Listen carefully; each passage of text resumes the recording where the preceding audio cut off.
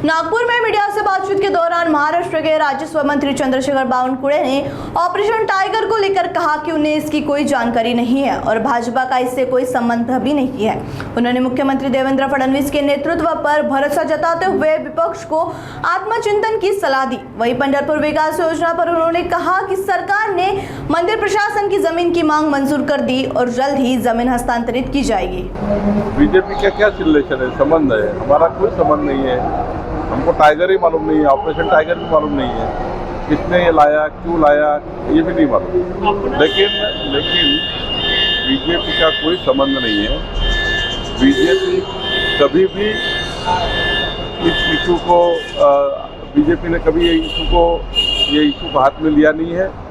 और एकनाथ शिंदे जी का निर्णय एकनाथ शिंदे जी करेंगे, उद्धव ठाकरे का निर्णय उद्धव ठाकरे जी करेंगे। उद्धव ठाकरेजींनी लोकसभा अध्यक्षांना पत्र दिलेलं आहे की जे खासदार जाण्याची भीती आहे त्याबाबतचं हे पत्र आहे।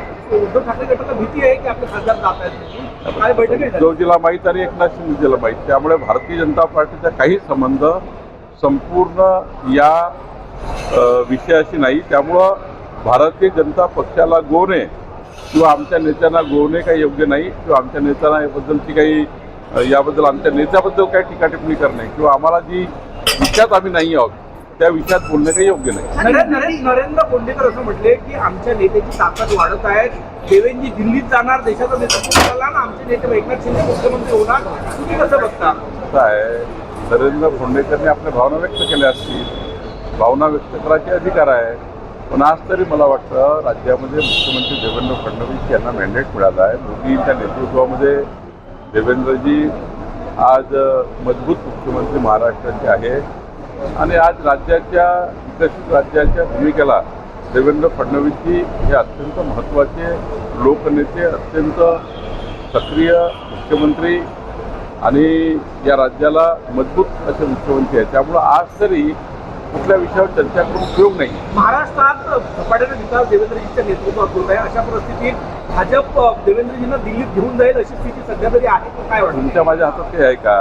पण देवेंद्रजी हे सर्व या राज्याचा विचार केला तर सर्वकष या राज्याला विकसित राज्य करताना जो संकल्प देवेंद्र फडणवीसनी केला आहे, आमचे देवेंद्रजी आज राज्याच्या एकंदरीत 14 कोटी जनतेकरता ज्या पद्धतीने 2047चा विकसित महाराष्ट्र त्यांनी मांडला आहे आणि माननीय पंतप्रधान मोदींच्या नेतृत्वामध्ये या ठिकाणी ज्या पद्धतीनं वाटचाल चालू आहे, डबल इंजिन सरकारचे कामं आज ज्या पद्धतीनं आम्ही मॅन्युफॅक्चरवर दिलेले आहे, मला वाटतं 2029 पर्यंत राज्याला प्रचंड मजबूतीने यश मिळालेलं आहे।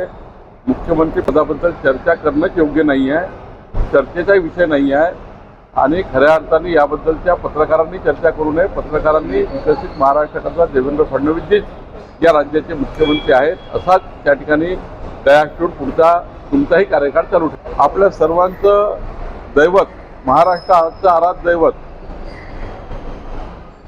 रखुमाई विठ्ठलाच्या पंढरपूरच्या या पावनस्थळाकरता, तिथल्या विकासाकरता, पंढरपूर विकास आराखड्याकरता जी जागेची मागणी सरकारकडे मंदिर प्रशासनाने ट्रस्टनी केली होती, ती मागणी राज्य सरकारने पूर्ण केली।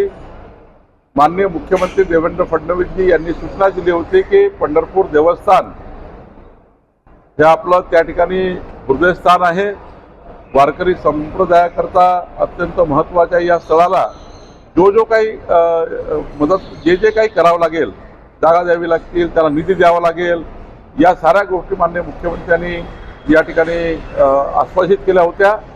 त्याप्रमाणे आज महसूल विभागाने पंढरपूर विकास आराखड्याकरता आणि देवस्थानच्या मागणीला मान्यता दिलेली आहे।